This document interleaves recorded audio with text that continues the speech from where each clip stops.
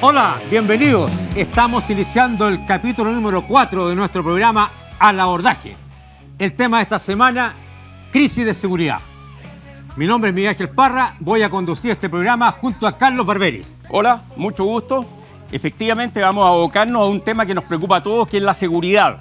Uno de los temas que vamos a tocar es, por ejemplo, cuál es la voluntad del gobierno para resolver estos problemas, la crisis que tenemos con la inteligencia en Chile, los distintos tipos de delincuencia que se presentan y veremos la forma de cómo poder ayudar a resolver estos problemas. Al abordaje. Al abordaje.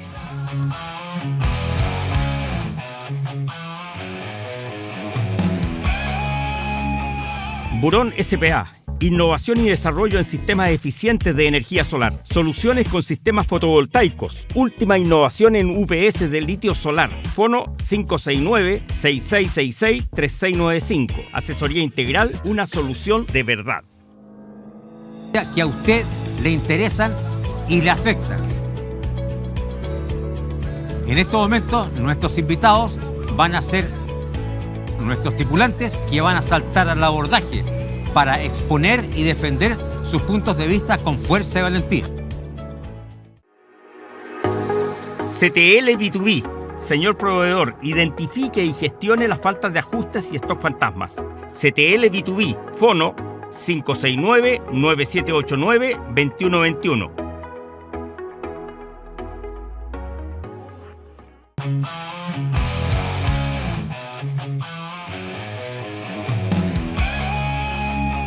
Estamos de vuelta en nuestro programa, el tema crisis de seguridad. Vamos a iniciar presentando a nuestros invitados que ya están a bordo para saltar al abordaje y defender sus puntos de vista con fuerza y valentía. Tenemos a don Luis Escanilla, que él lleva 2 periodos como concejal de la comuna Puente Alto y hasta ahora está siendo candidato a alcalde de esa comuna. Buenas. Muchas gracias por la invitación. Ok, gusto saludarlo.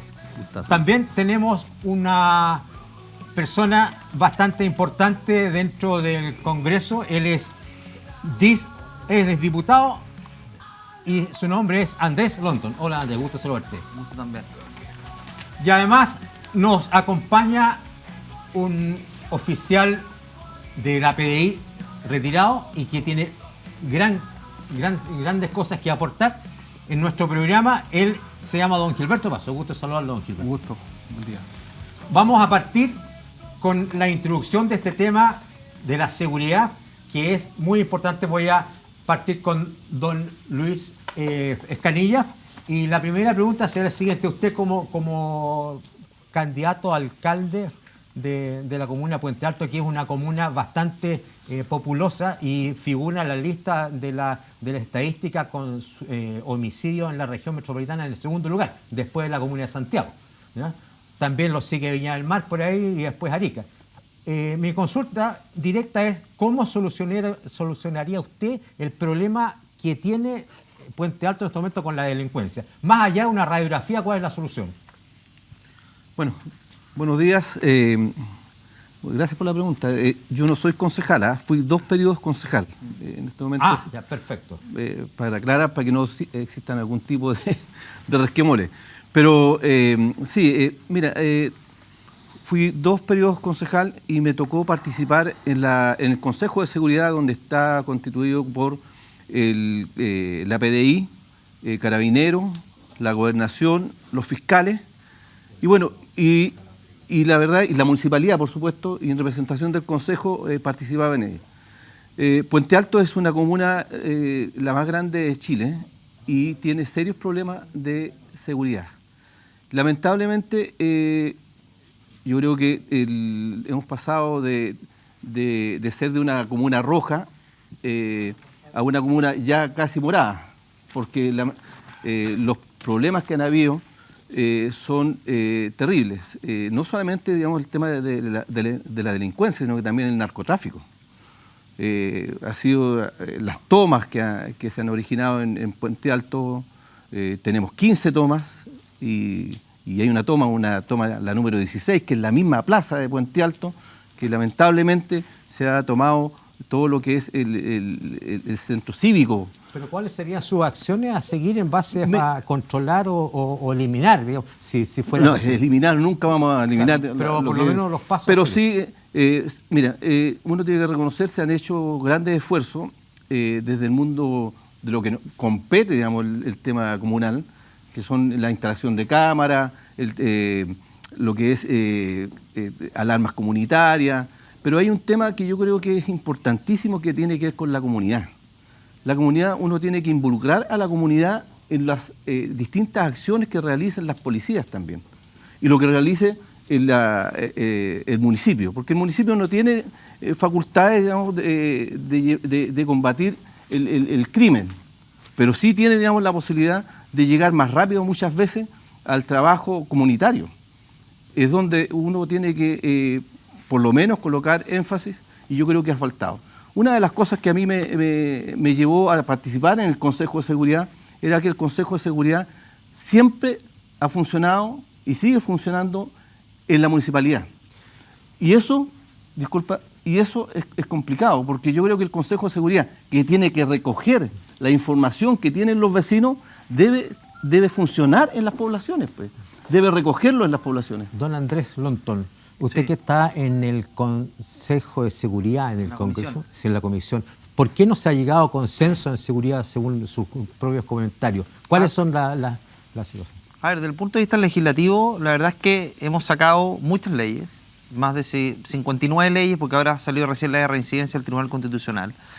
Y la verdad es que cada una de esas leyes ha salido todas y cada una con votos de la oposición. Y eso creo que es indiscutible desde el punto de vista de las votaciones. Las discusiones las hemos tenido principalmente ¿Por con qué cierto las sector RUF del no se oficialismo. concretan?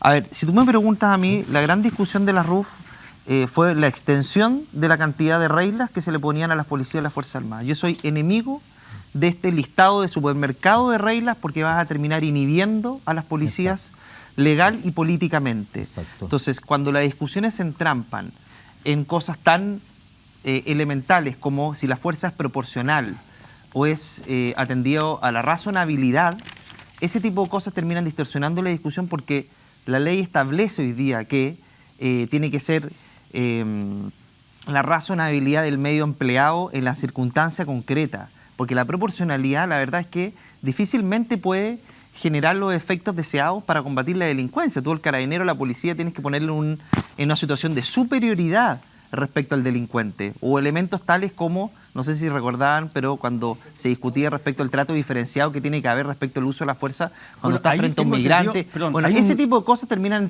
entrampando la discusión, pero en resumidas cuentas hoy día tenemos la ley Naín Retamal. Adelante, Carlos. Eso, que La la ley- ley, tengo hoy- entendido que hay una contradicción ahí o conflicto entre la ley Naín Retamal y las reglas que están proponiendo para el RUF. Lo que hicimos fue hacer modificaciones en la ley, en la RUF, en la Cámara de Diputados, que ya está en el Senado, para efectos de que no hubieran distorsiones. Incluso fuimos un poco más allá respecto a la presunción del uso legítimo de la fuerza, a propósito para que no quedara contradictoria con la ley Naín Retamal, porque si tú me preguntas hoy día, la ley Naín Retamal es más que suficiente para que nuestras policías y las Fuerzas Armadas puedan actuar con la debida confianza legal y política que no tenían antes de esa ley, que por lo demás nos costó mucho sacar. Yo quiero recordarles que tuvieron que morir 2 carabineros esas semanas para efectos de que recién fuera una prioridad, pero no solamente, no para el Parlamento, sino que la presión para cierto sector político, principalmente a Pro Dignidad, fue tal que tuvimos que sacarla, pero la verdad es que no contamos con sus votos, entonces costó mucho y lamentablemente tienen que ocurrir tragedias para que las cosas se terminen aprobando.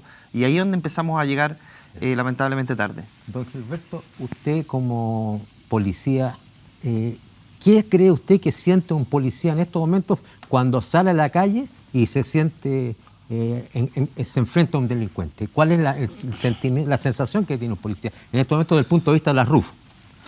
Bueno, básicamente el problema que hay es que yo veo que no hay una política criminal, ¿no es cierto?, que respalde el accionar de las policías. A muchos sí. Por el lado de la PDI, yo creo que la institución siempre lo ha tenido más o menos claro en relación al uso de las armas por parte de los funcionarios, porque nuestra ley orgánica tiene un artículo que es el 23 bis, que lo protege bastante. Entonces me parece que la PDI no tiene tanto problema con el uso del arma por parte del funcionario, porque O sea, carabinero. hay una diferencia, Sí. porque además Carabineros están parados en el Código de Justicia Militar. Entonces la PDI está amparada en la ley orgánica, que es el artículo 23 bis, que en el fondo es una eximente de responsabilidad privilegiada. ¿Ya? Entonces ahí no hay tanto problema. Pero sí, yo creo que lo que debería entender el delincuente, que siempre el que tiene el monopolio del uso de la fuerza son la autoridad, que es la policía. Y tiene que entender de que si se enfrenta a la policía, lo más seguro es que va a salir muerto. Entonces, mientras el tipo no tenga esa claridad, obviamente se va a enfrentar con la policía. Exacto. ¿Usted cree que las RUF no han dado su fruto definitivo con apoyo político, etcétera, porque hay una especie de no sé si llamarle venganza o complejo políticos de los parlamentarios respecto a las policías, y que lo tienen con las manos atadas y le producen esta serie de situaciones que no le permiten utilizar su arma en el momento indicado, siendo que un policía, ya por ser policía y ser carabinero, tiene la formación necesaria y el criterio necesario para saber cuándo disparar o no? O sea, en el fondo, un policía sale a la calle sabiendo qué es lo que tiene que hacer. No está esperando que el Congreso le diga, oiga, dispare de esta forma. No, lo que pasa es que, mire, hay todo un prejuicio, y si uno analiza, por ejemplo, el inicio de la reforma procesal penal, se parte, ¿no es cierto?, con la premisa de que la policía prácticamente son personas que salen a vulnerar los derechos de las personas. Pero resulta que los derechos de las personas están debidamente resguardados incluso en el Código Procesal Penal, reformado, porque la potencial víctima, ¿no es cierto?, de las violaciones de la policía está debidamente resguardado. Primero, porque existe un fiscal, luego existe un juez de garantía, luego existe, en el caso de que fuéramos a juicio oral, existen los tribunales donde hay 3 jueces, están los tribunales superiores. Entonces, los derechos de las víctimas están debidamente protegidos. Entonces, todo eso que se habla, en realidad es, como se dice en Chile, es cháchara, porque en realidad los derechos de las víctimas, de las potenciales víctimas o de las víctimas de la policía, están debidamente resguardados.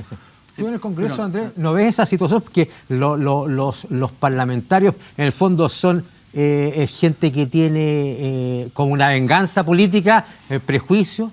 A ver, yo creo que había un prejuicio, y lo hay todavía, frente al actuar de las policías y las Fuerzas Armadas. Y eso quedó en evidencia, sobre todo después del 2019. Y lo vimos a nivel legislativo. Si tú no sabes lo que costó sacar la ley Naín Retamal, tú sabes que se oponían a cosas básicas, como que Carabineros, cuando está en una persecución penal, ustedes sabían que antes de la ley Naín Retamal, si chocaban ese auto, las policías, ellos respondían de su propio bolsillo. Bueno, a ese tipo de cosas se opusieron para poder modificarla.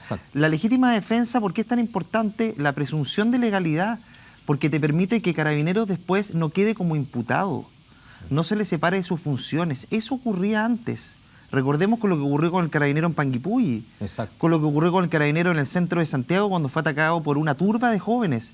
Si ese video no sale, ese carabinero, lo más probable es que habría estado imputado, separado de sus funciones, y el mundo político se le fue encima en ese momento. Sin duda. Entonces, ese prejuicio político termina generando... La ley Naín efectivamente fue una importante contribución a Carabineros. O sea, porque terminó generando una modificación no solamente legal, sino que también cambió el comportamiento político de quienes hacían aseveraciones e imputaciones antes que un tribunal se pronunciara. Entonces, finalmente, Carabineros decía, ¿para qué voy a actuar si después el mundo político o cierto sector de la izquierda va a salir apuntándome con el dedo desde el presidente de la República hacia abajo? Recordemos que el presidente de la República se mandaba unos tuits que eran bien llamativos, la vocera Vallejo. Bueno, qué bueno que toca ese tema. Entonces, ese tipo de cosas termina generando inhibición. Por eso es que yo hago una diferencia acá en el problema de la delincuencia entre lo que es la parte operativa de la parte política. ¿Ya? En la parte operativa hay muchas cosas que se pueden mejorar, y de hecho así está siendo. Pero en la parte política hay un punto a tocar, que es cuál es la voluntad que tiene el gobierno para resolver estos problemas. Yo me acuerdo de cuando mataron a los 3 carabineros, inmediatamente después, incluso hasta se suspendió la semana distrital para que los diputados se juntaran. La primera reacción que hubo cuando se conversó esto fue que la diputada Orsini ya no quiso llegar, no dio la unanimidad suficiente para llevar el proyecto a total despacho. No sé si tú recuerdas. Sí, estaba ahí. Detrásito de eso sale la ministra Vallejo diciendo que aquí, perdóneme, pero aquí no vamos a legislar a matacaballo. Esa fue la palabra que usó. Es decir, ya te están mostrando algunas señales de la poca voluntad que tenía el gobierno. El señor presidente, a su vez, decía de que él no era partidario de estar legislando en caliente. Imagínate. Sí. Después, y fíjate, algún tiempo después salió la primera iniciativa de la ley, esta Fast Track, ¿ya? En donde los ministros no fueron al Congreso, mandaron a la señora Ana Lía Uriarte, ¿te acuerdas?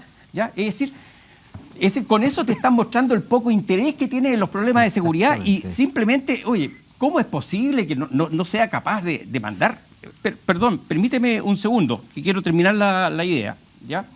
Mandaron a una persona de seguro orden. Yo no tengo ningún problema con la ciudadana Lía Uriarte, tengo un muy buen concepto de ella, pero no puede ser que no haya ido ni el ministro del Interior, la señora Toá, tampoco fue el señor Elizalde, y por último, podría haber ido la ministra de Defensa, que cacha poco y nada, pero por último podría haberla mandado a ella. Permíteme, es que quiero terminar todavía el tema, porque el punto es que llegando ahora como una forma de mostrar de que tienen poco interés en términos de voluntad política, el señor el delegado presidencial, el señor Durán, salió con un speech diciendo de que va a armar unas comisiones políticas policiales, ¿cómo era? Técnicas policiales, algo así, en los lugares donde se hicieron los delitos, ¿ya? Con la idea de mostrar a la ciudadanía de que había un gobierno fuerte para enfrentar estas cosas. Va a continuar con las mesas de trabajo del señor Monsalve. Claro. Señor Escanilla, ¿cuál es su opinión? Mira, yo creo que hay que tener mucho cuidado también cuando las leyes, digamos, se tienen que llegar a la práctica. Porque una cosa es el Congreso, y se arman las leyes, y lo otro es cómo se aplica. Porque también uno lamenta mucho, digamos, lo que pasó con los carabineros que han sido muertos, pero también hay abuso de parte de muchos carabineros para enfrentar, digamos, en las poblaciones, muchas veces, en forma muy descriteriada. Hay casos, digamos, que yo creo que hay que tener mucho cuidado cuando uno lleva a la práctica este tipo de acciones. ¿Pero tú has acompañado a carabineros en acción a poblaciones? Sí, pues. Yo creo que tú te darás cuenta que muchas veces los carabineros son bastante maltratados. Inclusive... No, mira, imagínate, nosotros, mientras éramos concejal, pedíamos más contingente de carabineros, pues.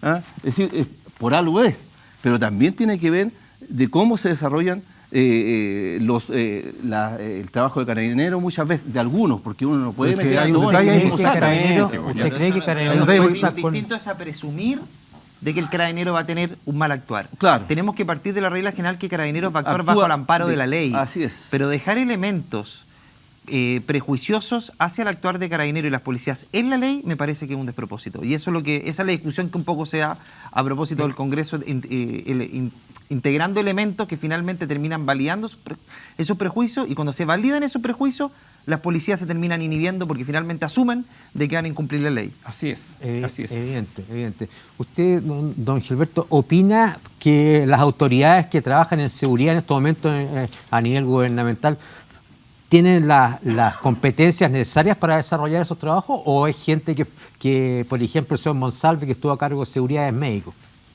Por ejemplo, ¿qué mono va a pintar ahí?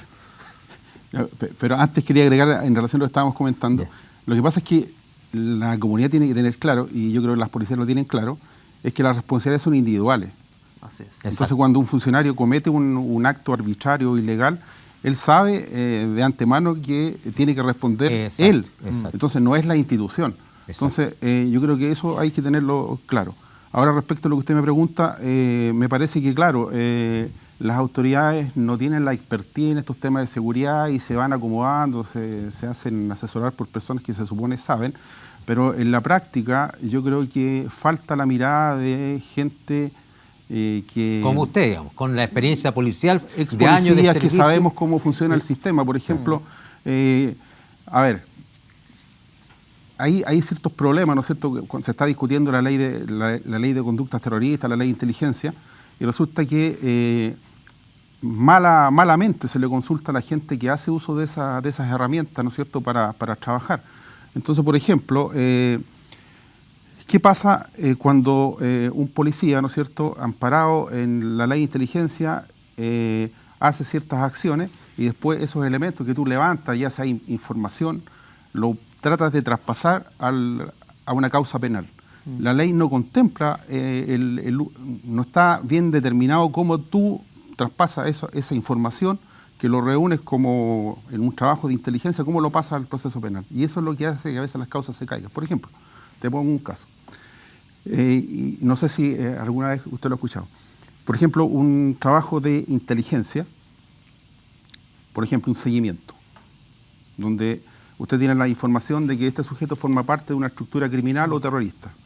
El policía o la agente le hace un seguimiento, el tipo se reúne con otro sujeto y hacen lo que se llama un punto, se toman un café o se toman un jugo. Y yo como agente, ¿qué es lo que hago? Todavía no sé en qué están, pero sí sé que están en alguna actividad ilícita y que podrían cometer un acto terrorista o delictual o de crimen organizado. Y yo no sé quiénes son, pero sí sé que en algo están. O la información que tengo previa es que están haciendo algo. Y yo me levanto el vaso y me lo llevo. Y a partir del vaso los identifico. Cómo yo después ese trabajo lo transparento y lo meto dentro del proceso penal. Claro. Entonces esa prueba va a ser ilícita. Claro. Exacto. ¿Por qué? Porque en definitiva estas leyes lo que hacen determinan catálogos de delitos, pero para poder prevenir delitos tú tienes que hacer un trabajo previo que es el trabajo de inteligencia. Claro. Entonces la ley no lo contempla. Claro. Y ahí están los La problemas. inteligencia es fundamental. Si Exacto. no tenemos agente encubierto, no tenemos informante, entrega vigilada. Mira, ¿cuántos vehículos hay a nivel nacional para la Agencia Nacional de Inteligencia? Llega a dar pena. Hay pocos funcionarios. Entonces, si los países no tienen inteligencia, como Chile, que nos estamos quedando en los años 90, la verdad es que difícilmente va a poder desbaratar bandas del crimen organizado. Es fundamental. Por eso yo ahí creo que la ley de inteligencia es fundamental. Una cosa que te quería complementar lo que tú dices. Tú sabes que la ANI es un chiste, ¿ya? Fíjate, en primer lugar, tú sabes que históricamente es la primera vez que hay un servicio de inteligencia en donde no existen militares al interior, sino que solamente civiles. Perdóname, pero los militares en general estamos mucho más cercanos de las labores de inteligencia que los civiles. Segundo, la ANI no tiene personal de terreno, personal operativo. No tiene puros compadres con putines que están ahí. Y en las regiones pregunta cuántos funcionarios hay. Oye, pero si prácticamente Santiago, región metropolitana. La ANI se concentra principalmente en la región metropolitana. Depende del Ministerio del Interior y no del Ministerio de Defensa. Y al depender del Ministerio del Interior, las órdenes las recibe directamente del Presidente de la República. Entonces, es una organización que lo que hace es preparar informes para el Presidente de la República. Podemos pretender poco nosotros... operativo. Nada operativo. Nada. Incluso la poca información que obtienen operativa, lo obtienen a través de los sistemas de inteligencia de las Fuerzas Armadas, que poco pueden tener porque las Fuerzas Armadas no pueden operar localmente, internamente. La labor de Fuerzas Armadas está principalmente en nuestras fronteras, ¿no es cierto? Entonces, la ANI, el trabajo que hace, aparte de que es pobre, ¿ya? Es... en verdad es una institución que lo que está preocupado es de prepararle informe al Presidente de la República. Nada más. Don Luis, ¿usted siente que el gobierno le da apoyo a las policías para perseguir los delitos? Como lo que pasó esta semana con la señora Bodanovich, que dio una opinión en contra del gobierno. Yo creo que el gobierno está haciendo lo que hacen todos los gobiernos, digamos, tratando de corregir situaciones, digamos, de delitos que yo creo que se han dejado de lado. Yo le voy a poner un solo caso. Cuando hablan de la inteligencia, que es importantísimo, yo también iría a la protección de la denuncia o del denunciante.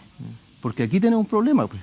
La gente no quiere denunciar porque siente, digamos, de que va a ser, digamos, lo van a identificar, los van a ¿cómo se llama? O no pasa nada directamente. O no pasa nada con la denuncia. Pero inclusive hemos tenido experiencias donde han denunciado y después han sido visitados por los mismos delincuentes. Entonces, ahí hay que tener mucho cuidado. ¿Qué hacen las policías? Digamos, denunciaron y la misma policía fue y los visitó, digamos, le dio la gracia. Entonces, ¿cómo protegemos al denunciante? Fíjese y por eso que en la comunidad está reácida a denunciar. Entonces, yo, ahí, aprovechando que está el diputado, por supuesto, digamos, yo creo que, ¿cómo hacemos una ley que proteja realmente al que denuncia? Lo que pasa es que eso, lo que hablábamos recién, más que una ley, si eso está en la ley. Si las instituciones tienen que aplicar lo que dice, lo que pasa es que en Chile siempre decimos hay que hacer una ley. Pero si el problema es que hay que aplicar la ley, si el gran problema es la aplicación de la ley, que eso se lleve a efecto, que se lleve a cabo, que las instituciones apliquen lo que hoy día está en el texto de la ley. Entonces, muchas veces la ley está todo, pero finalmente las instituciones son los que tienen que proteger a los denunciantes. La Fiscalía juega un rol fundamental en la protección de víctimas y testigos en los procesos judiciales. Recuerden lo que pasó en Ovalle, que después dijeron que no era una testigo protegido, que la terminaron matando. Lo que pasa es que hoy día las técnicas delictuales están sobrepasando las instituciones. Si esa es la verdad, estamos quedando cortos. Sobre todo con el crimen organizado. Ahora, las denuncias anónimas tienen que ser anónimas, que a veces no se respeta aquello. Es un problema, como decía usted, individual, que podrá ocurrir en algún lugar de que eso no se respete, pero lo que ocurre de fondo es que hay una desconfianza en general con las instituciones. Entonces la gente no denuncia. ¿Por qué?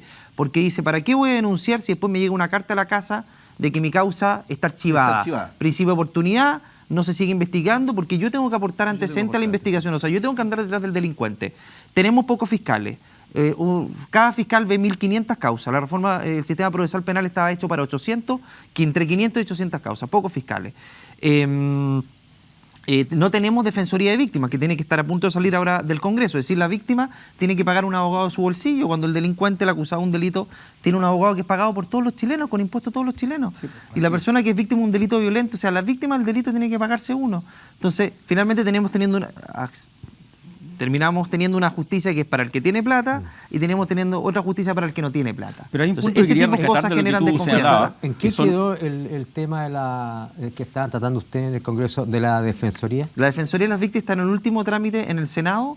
Esperamos las próximas semanas pueda salir en tercer trámite en la Cámara para poder sacar esta institucionalidad que viene reformando la Corporación de Asistencia Judicial. ¿Tú crees que con los 32 proyectos que están todavía están ahí estancados en el Congreso, podemos tener alguna esperanza para eso? ¿Cuáles son de esos proyectos? El primer fast track legislativo, que es el que se suscribió con mucha seriedad, con profundidad respecto a la urgencia que había de las necesidades más profundas que teníamos en materia de seguridad, está pendiente. La Defensoría de las Víctimas, que está en el Senado, nosotros ya lo aprobamos, sistema de inteligencia financiera, inteligencia, lo que hablábamos recién, seguridad municipal, y creo que se me queda uno. Pero se te quedan algunos que son mucho más importantes, por ahí, como por ejemplo la ley antiterrorista. La ley antiterrorista está en el nuevo fast track. La ley esta de la infraestructura crítica, el RUF que estábamos conversando, la ley de inteligencia. Un dato que también falta, que es muy importante, es el control biométrico de los pasajeros de los aviones, ¿ya? El control de identidad a los pasajeros de los buses interurbanos, los funerales narcos, ¿ya? El control de que una persona que tiene antecedentes policiales no puede aportar armas, no puede inscribir. Es decir, hay muchas leyes. No, eso está. Está dentro de los 32. Sí. No, los antecedentes policiales está. Eso está en la ley de control de armas que ya aprobamos. No, yo estoy hablando de las personas que han sido procesadas. Sí, personas procesadas que no puedan ellos inscribir o portar armas. Es una de las 32. Pero no está legislado. Fíjate que las 32 iniciativas se ha aprobado una sola.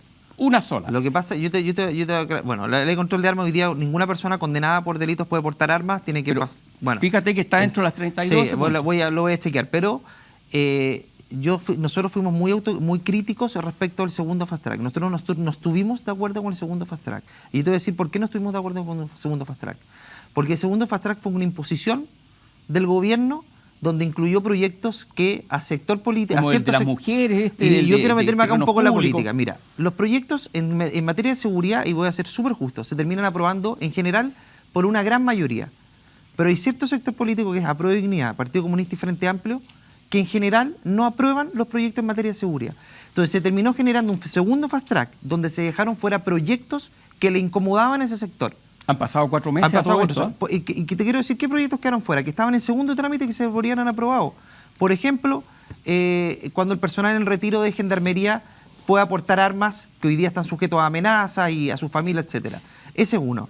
La tipificación como delito del ingreso ilegal de migrantes a Chile, que se aprobó por una amplia mayoría en la Cámara de Diputados. Quedó fuera. Modificar la ley de responsabilidad penal adolescente. Quedó fuera. ¿Por qué quedan fuera? Porque incomodan. Entonces, como incomodan, el gobierno dice, ¿sabes qué? Yo no, ese proyecto en fast track no va a estar. Entonces, finalmente se terminó dando el gusto a todos los sectores y se terminaron incluyendo proyectos tales como El que fomenta la música chilena. Bueno, ¿Qué tiene que ver fomentar la música chilena? Nada que ver. Uno de los 32. Pero permíteme terminar ese punto. Quiero volver un poco al asunto de la voluntad política de la que estábamos hablando, porque detrás de esto hay un problema de voluntad política. Yo cuando emplazan al presidente de la República que se involucre un poco más con su liderazgo en la solución de estos problemas, no estamos pidiéndole que se ponga un casco y tenía caqui que se suba arriba de un patrullero.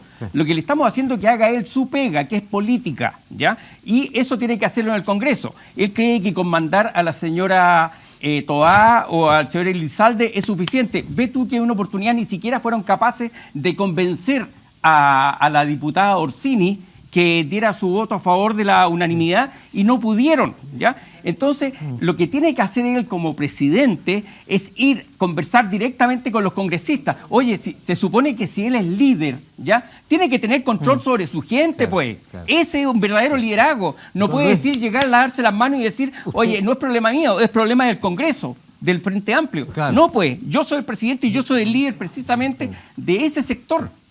Don Luis, ¿usted cree que su sector tiene voluntad política para apoyar estas gestiones? Bueno, porque, por ejemplo... Bueno, adelante. Bueno, la presidenta del Partido Socialista fue clara en lo que manifestó, digamos.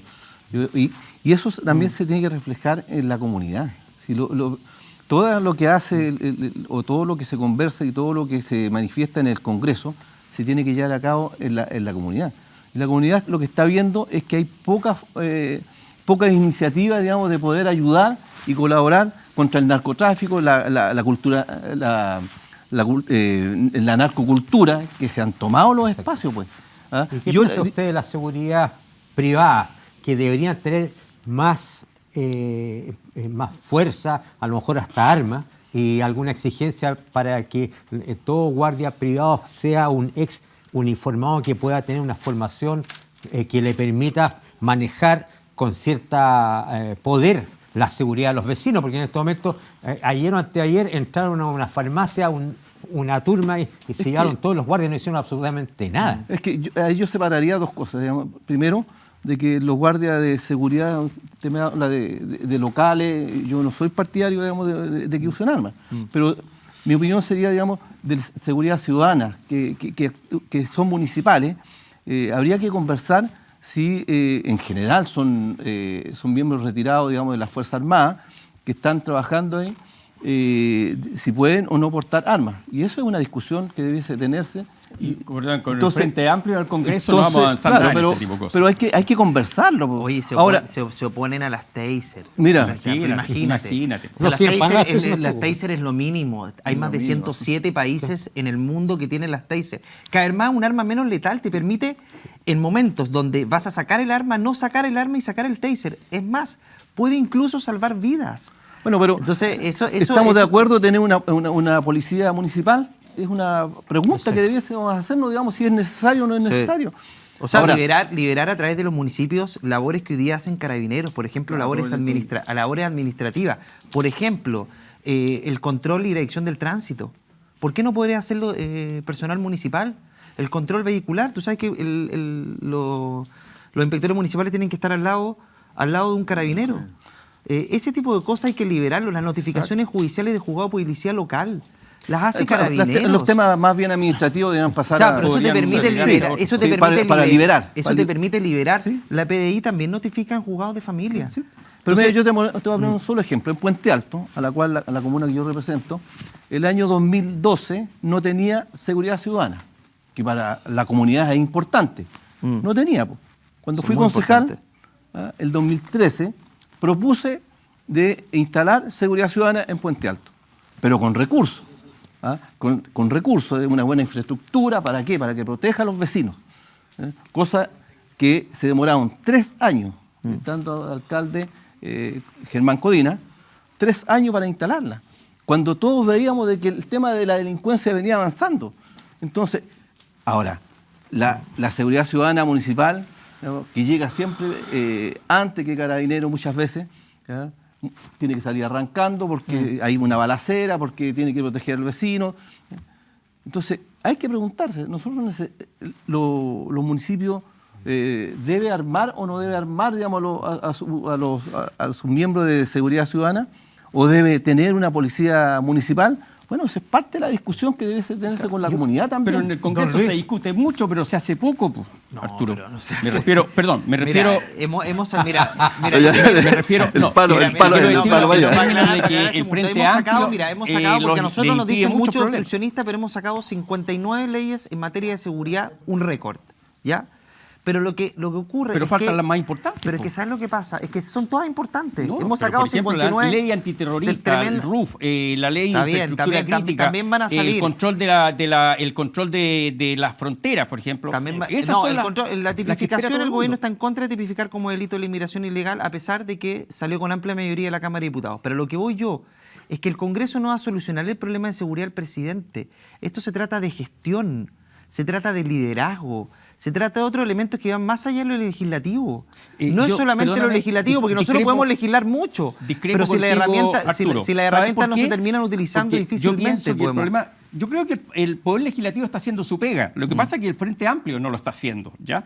Y el presidente de la República nuestro, y aquí yo emplazo a nuestro querido señor presidente, ¿ya? Haga bien la pega, y hacer bien la pega no significa estar mandando anuncios de que usted está preocupado de la seguridad. No, hacer bien la pega es alinear a su gente, oiga, alinear a la gente del Frente Amplio. No puede ser que usted diga algo por un lado y el Frente Amplio le esté votando en el Congreso otra Claro, cosa, pues, bueno. ¿ya? Es decir, por ahí parte todo. Si usted de verdad se considera un líder, como señala, un líder, según dicen varios seguidores suyos, bueno, demuéstremelo cambiando, alineando a su gente en el Congreso, pues. oiga.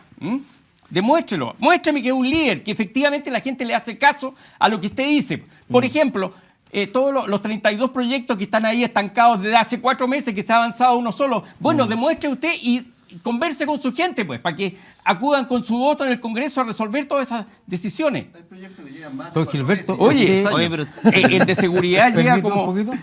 Don Gilberto, ¿usted cree que las policías municipales se podrían empoderar más del punto de vista técnico, militar, digamos, para poder O sea, cooperar tal con como dice el diputado, hay actividades por ejemplo, todo lo que tiene que ver con la incivilidad, perfectamente la podría hacer una, llámese policía o inspectores municipales, y lo podrían hacer ellos.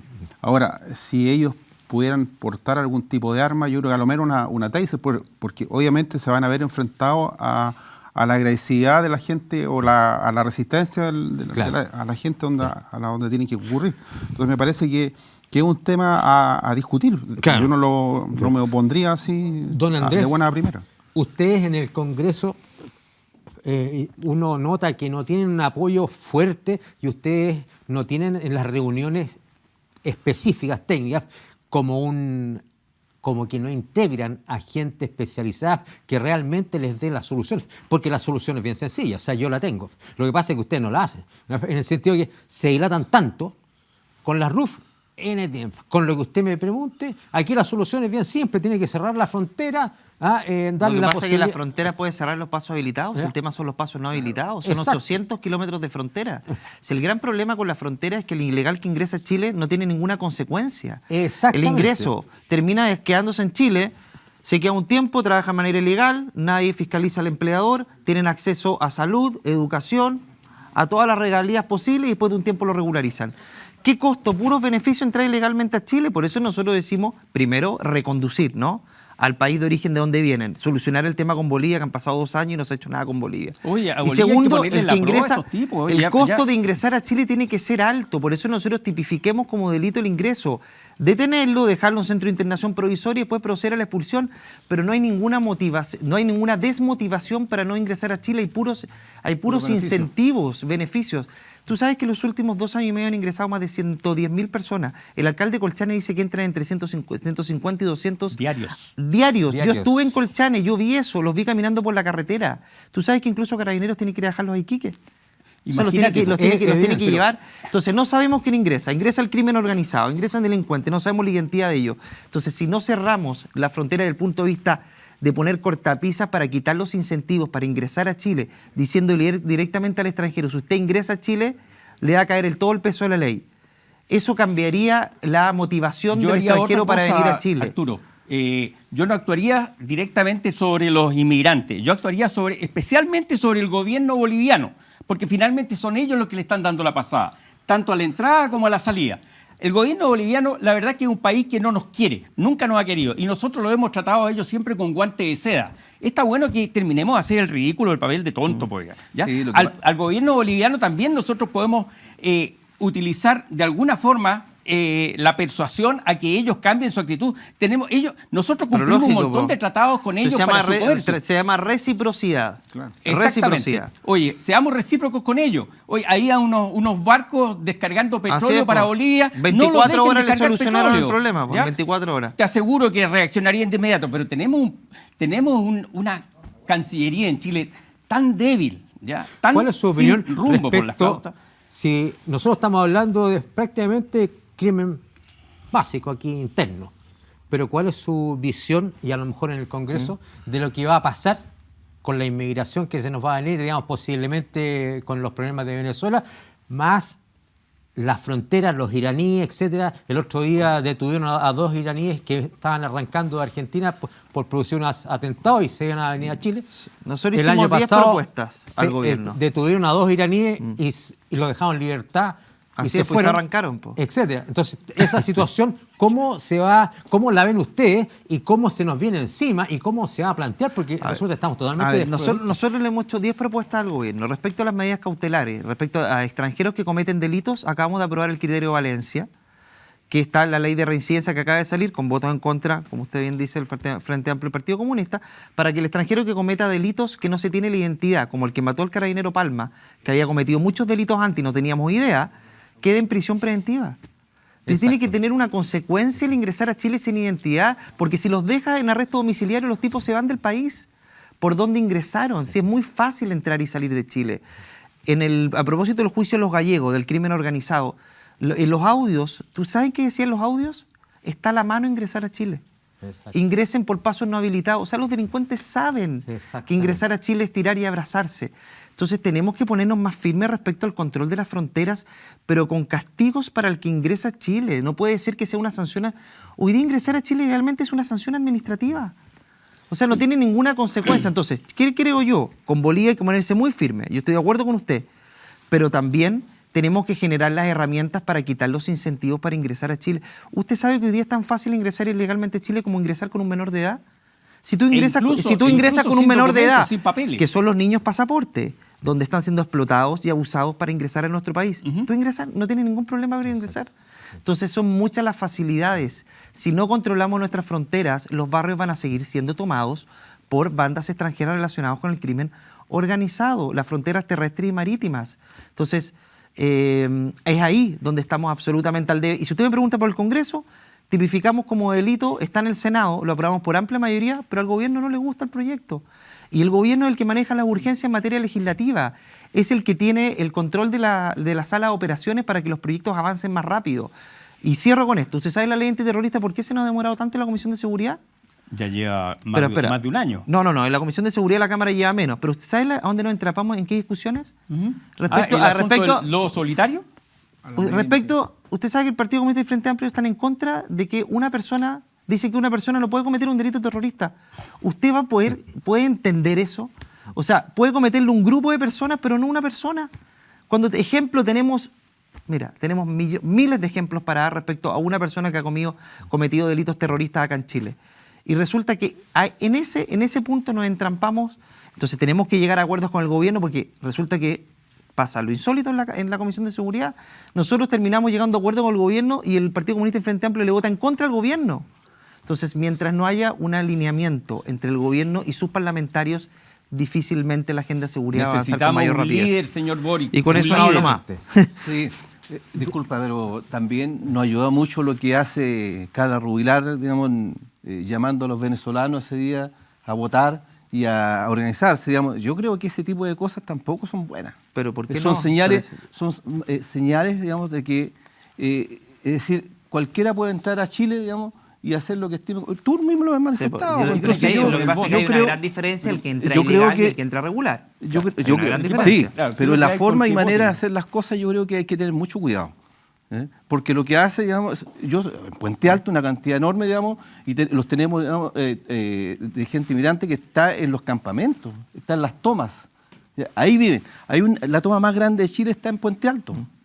que se llama Millantú. Pero Carla Rubilar Entonces- ha defendido a los migrantes irregulares. Entonces, ¿qué pasa? Eso yo no lo he escuchado. Sí, pues, pero si lo hizo, digamos, aquí en Santiago, en Pero, Providencia, pero pues. a ver, Hay que tener defender, la cuidado. defender la democracia Es que la democracia es tiene que- distinto. son Defender la dos cosas. democracia Yo no para estoy- quienes están regular en Chile y vienen arrancando una dictadura y que entraron Pero- por la puerta con sus visas y todo, es muy No sé distinto si a lo todos. irregular. Por eso te digo. Por eso te digo, digamos, que hay que tener mucho cuidado Sí. con el discurso que se usa. En Puente Alto hay la toma más grande de Chile, Millantú, digamos, casi el 80% inmigrantes. Sí. ¿Sí? Y ustedes verán, digamos, lo que ha pasado. La toma VIP. Ahí tienes la toma VIP, donde la persona esta, digamos, que está siendo buscada. Entonces, uno tiene que tener mucho cuidado con el discurso con respecto, digamos, a los inmigrantes. Pero Si están nosotros... mezclando cosas ahí, si tú me Si permites. nosotros, Una cosa si nosotros es somos que capaces, disculpe, efectivamente, si nosotros somos capaces, digamos, de ordenarnos, lo que tú, yo recojo el guante tuyo, hay que ponerse de acuerdo. ¿eh? Más allá que el gobierno, digamos, yo no vengo a defender el gobierno, pero más allá que el gobierno quiera o no quiera, digamos, también hay una actitud, digamos, de los líderes. Y yo considero que hay muchos líderes positivos y que hay que rescatar. Pero el discurso, digamos, de esa actividad, yo creo que fue más en contra que a favor. Don Luis, les voy a pedir un segundo y avisar al tiro. Debido a lo que estamos haciendo, el próximo programa va a ser orientado a la inmigración y todas las causas y efectos que tiene la inmigración. Y ahora voy a continuar con dos preguntitas. Una, ¿qué cree usted referente a la cárcel de alta seguridad que querían instalar prácticamente al lado de la penitenciaría? ¿Qué opina usted de esa situación? A ver, yo siempre he sentido, digamos, de que es poner las cárceles donde está en los centros urbanos, no solamente es peligroso, yo creo que es una falta de respeto a la comunidad que vive en ese sector. Nosotros tenemos una cárcel en Puente Alto, una cárcel de Puente Alto que todos sabemos, digamos, de que es complicado, que generalmente las cárceles están en lugares más apartados de inclusive alrededor de las cárceles, digamos, se empieza a construir la comunidad. Claro, ¿Sí? exacto. Al revés, como era la industria. Exacto. Pero, disculpa, pero yo creo que no corresponde instalar una cárcel en un centro urbano tan complicado como el que se está proyectando. Exacto.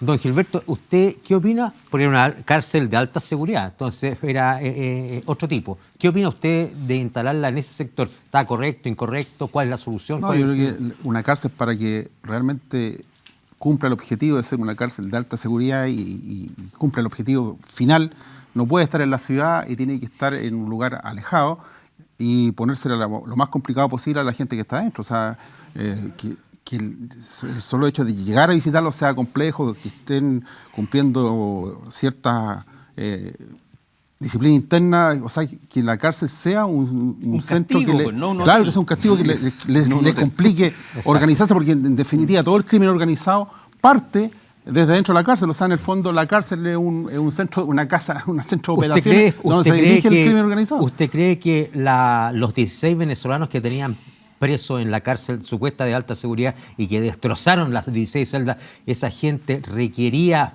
un tratamiento diferente después de haber hecho ese hecho? O sea, las condiciones en las que deben cumplir el presidio deberían ser rigurosos. Rigurosos. A lo menos salir una o 2 horas al día y no más. nada más, y estar en una celda 24/7. Perfecto. Don Andrés, ¿usted cree que estamos perdiendo la batalla contra el crimen organizado interior y que se nos viene encima en la frontera y toda la situación? Yo creo que lo de las cárceles es fundamental reformar el sistema penitenciario. Nuestro sistema está absolutamente obsoleto, colapsado. Recordemos que tenemos más de 10.000 presos más, 10.000 presos en 2-3 años, saturando completamente el sistema. De 42.000 estamos pasando a arriba de 57.000. Las cárceles están absolutamente hacinadas. Y el crimen organizado está funcionando dentro de las cárceles. Y es lo que pasó en Ecuador. Se sienten más cómodos dentro de las cárceles. Porque no hay segmentación, porque no hay aislamiento, porque no tenemos un sistema intenso de seguridad para tener estas bandas del crimen organizado. Yo visité la cárcel de alta seguridad acá. Usted sabe que la destruyeron por dentro. La Sí, destruyeron. sí. Porque no estábamos preparados para delincuentes con ese nivel de peligrosidad dentro de las Por cárceles en eso Chile. le pregunto. Y ojo con lo que pasó en Ecuador. Sí. O sea, para que no ocurra lo que pasó en Ecuador, Chile tiene que ponerse de cabeza a construir cárceles de alta seguridad y con los estándares suficientes para precisamente tener aislada a estas personas y que el castigo dentro sea como corresponde en relación al delito que cometieron. Y nos falta una mano, nos faltará una Movilizar mano dura. gendarmería, ni hablar, también. Nos faltará una mano dura, pero represiva, digamos, porque estamos en la situación de que Carabineros no da abasto, no hay tantas Carabineros, y necesitamos el apoyo de las Fuerzas Armadas para controlar más fuerte y ese apoyo. Antes, no sé si ustedes se acuerdan lo que dijo el almirante Edmundo González, que en 2 semanas liquidaba esta cuestión. Yo creo que hay que darle la posibilidad y recibir el apoyo de la Fuerza Armada. Yo creo que en labores, ni hablar infraestructura crítica. Terminales de buses, por ejemplo, no sé, yo soy de la región de Valparaíso, pero por poner un ejemplo acá, Estación Central, que es tan peligroso. En labores operativas, de inteligencia y de tecnología, que Fuerzas Armadas puedan operar en ciertos operativos, por ejemplo, allanamiento, copamiento, Eso. ingreso a determinados barrios. Partamos por algo, pero no le tengamos miedo. Mira, si en la macrozona sur funciona y funciona bien la Fuerza Armada, en el norte también. ¿Por qué no vamos a poder tener el resumen, apoyo de la Fuerza ¿usted cree Armada que estamos para perdiendo labores la batalla disuasivas? contra la delincuencia? Yo creo que hoy día absolutamente. Pero Sí. si estamos ¿Y en cuál los años sería, con mayor en cantidad resumen, de homicidios en la historia. O sea, si no es perder la batalla, si lo que sorprende es que Desde el año frente... 2017, fíjate. no Sí, teníamos pues, una tasa mira, tan- lo que sorprende es que estando frente a la peor crisis de delincuencia en la historia de nuestro país, todos sigan en sus cargos como si nada. A nadie se le mueve un pelo. Oye, a propósito de los cortes de luz que afectó tanto a la región metropolitana, también a mi región, durísimo y muy bien. Multas, procesos administrativos, amenazas para poder caducar la concesión. Pero cuando es con los propios, la vara es distinta. O sea, cuando es con los propios, mira, no, están todos haciendo lo maravilloso, está súper bien, no remueven a nadie de su cargo. O sea, me gustaría imaginar lo que hubiera ocurrido si hubiera estado el presidente Piñera. O sea, le hubieran pedido la cabeza a medio mundo. A medio mundo. Entonces, la verdad es que me sorprende porque los equipos cuando no andan bien tienen que haber cambios. Y esa es la autocrítica que este gobierno no ha hecho. Y yo lo lamento mucho porque eso claramente que Exacto. hace que el rumbo no cambie. Bueno, voy a dar un espacio a Carlos Barberis, que va a dar su mención. Muchas gracias. Bueno, en realidad quería aprovechar la oportunidad de agradecerle a NautiGift, una empresa que se dedica a los regalos corporativos, que nos ayudaron con el engalanamiento de nuestro estudio, trayendo diferentes artículos náuticos como ruedas de gobierno, claraboyas, etc.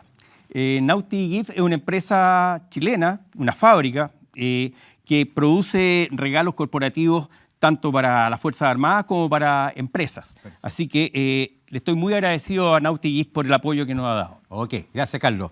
Como última consulta, señor Gilberto, ¿qué opina usted o si sería necesario acercarnos a un sistema que, entre paréntesis, es mucho más represivo que el de nosotros, como el de Bukele? ¿Qué opina usted referente a una actuación de ese estilo? O similar, digamos. O sea, yo estuve en El Salvador hace un par de meses atrás y la verdad que es más la mala propaganda que le hacen a lo que está imperando en El Salvador en la actualidad. Pero sí, yo creo que las medidas que se tomó al principio, que fue, ¿no es cierto?, hacer un copamiento territorial de las zonas de alta criminalidad, surtió su efecto y logró la captura de esos delincuentes y están en la actualidad presos. Así que me parece que eso tuvo un resultado positivo. Perfecto. ¿Y por qué dicen más propaganda que nada? Eso es interesante, ¿ah? No, porque se le ha hecho mala propaganda al sistema Bukele, pero en realidad fue lo que se hizo al inicio, y que fue, ¿no es cierto?, hacer estos copamientos territoriales con las Fuerzas Armadas, apresar a los sujetos y hacerle los procesos rápidos, construir la cárcel en 8 meses, que fue una cárcel de 45.000 para 45.000 reclusos. Entonces esas cosas se pueden copiar, lo bueno se puede copiar y no veo por qué no se podría hacer acá. Si El Salvador fue capaz de hacer una cárcel en 8 meses, ¿por qué no lo vamos a hacer nosotros? Es una cárcel prefabricada. Perfecto. Bueno, le voy a agradecer a nuestros invitados que hayan venido, a don Andrés Lonton especialmente, que viene de Valparaíso con un gran sacrificio, a don Gilberto y a don Luis, que nos acompañaron con sus opiniones, que siempre han sido enriquecedoras, y esperamos tenerlo en algún futuro en nuestro programa, y nos vemos la próxima semana con el tema que viene, la inmigración. Gracias.